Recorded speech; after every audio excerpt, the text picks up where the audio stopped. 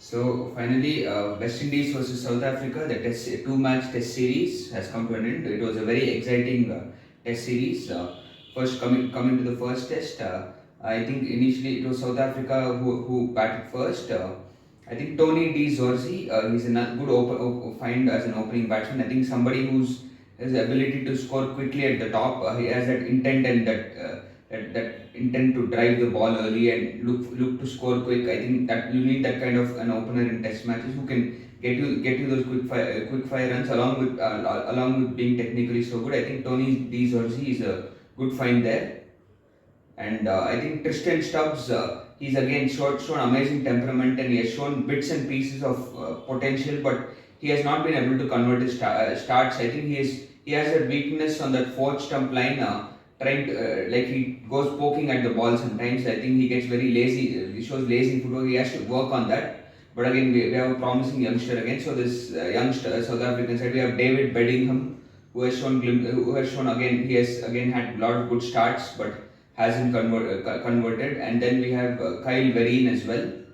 And one somebody who I've been seeing from many years who has been doing consistently well in domestic cricket and in the leagues across the world is Wian Mulder. I think he's one of those promising fast bowling all rounders for South Africa. And finally, I'm happy to see him do well. He has done both bits and pieces of good stuff with both bat and ball. So Wian Mulder again is a proper fast bowling all rounder that South Africa needed. So this new South African side looks pretty good when it comes to the test match format, and this was a good series for them to get that exposure. I think more test matches should be played. All of them showed bits and pieces of good potential. And I think initially, now coming back to the test match, I think initially South Africa started well. In the first innings they always got a lot of good partnerships going. I think initially 357 was when they got to 357, the way it was going, I felt they could have the way it was, the innings was partnerships were building, they could have got more, but that second day they kind of lost wickets a bit too early. And I felt NKD shouldn't have been exposed to seals by Mulder. I think that was another small blunder done. So, but still 357 overall was a good score. It was after West Indies, the promise they showed in that England series. It was interesting. We were all waiting to see what kind of promise they show with the bat in hand. And as usual, they started very well. Mikael Louis and Craig Brathwaite were really good. Initially, it was easy. It was little easy, and they were scoring runs. But as it got harder, they did show really good resistance as well.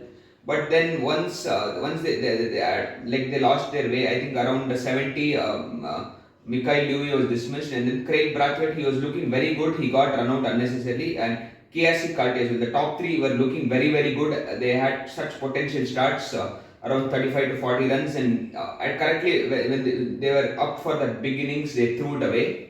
So that's the problem with West Indies. They've got those players who have the potential, but they're not able to convert the starts and bat longer. They need to improve in terms of consistency. If you see that none of their players are even averaging 35 in Test cricket, you cannot win games. You cannot win Test matches with such inconsistent numbers. They need to find. I think these players have the potential. They need to go and play more county cricket, invest in this format, and like many players like Kavem Hodge or Ali Katanes or Mikaelu, like instead of going and playing CPL, they should go and play county cricket and try to get more exposure to these difficult batting conditions and improve themselves more technically and improve their ability to hold their wicket longer. I think this is what they should be doing if they really have to show that improvement.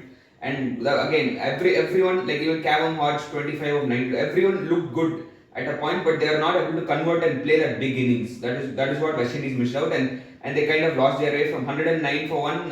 It was a nice chance for them to get close to South Africa's total, but they got out for 233. And then South Africa, it was kind of a rain interrupted game, so there were bits and patches of sessions lost. And South Africa, they knew that what all they needed to do was try to get a lead of around 300 and put West Indies and try to get them all out. And they got a very good score, 173. I think Stubbs' innings was really impressive. I think he's one of the best players when it comes to that sweep shot. I think where he sweeps and reverse sweeps the spinners is really, really impressive. He finally got that good 68 of around 50 balls. and Zorzi and Markram, everyone getting some runs. And forgot to mention, Bauma played a very good knock in that first innings. He showed his technical prowess. Again, Bauma is somebody who has some lot of potential. Markram, Bauma, I think these guys, they're not been able to show that range in, like AB de Villiers or Faf du Plessis. When you talk of them, they've always shown signs in places, but again, they are somebody who need to they need to show that extra mile. I think they are like, there is suddenly you see them playing good innings, you feel like they are so good, and then they kind of lose their way. I think they have to still improve in terms of consistency. So like after that, they around 292. I think West Indies. I thought they might lose their way, but Ali Kathanes played a very good, positive and good knock of 92. And I think if not for rain, it could have gone either way. Either West Indies could have lost their way, or they might have ended up chasing 292. It could have been a bigger and better test match. But in the end, unfortunately, because of rain, it was a good test match which ended up in a draw.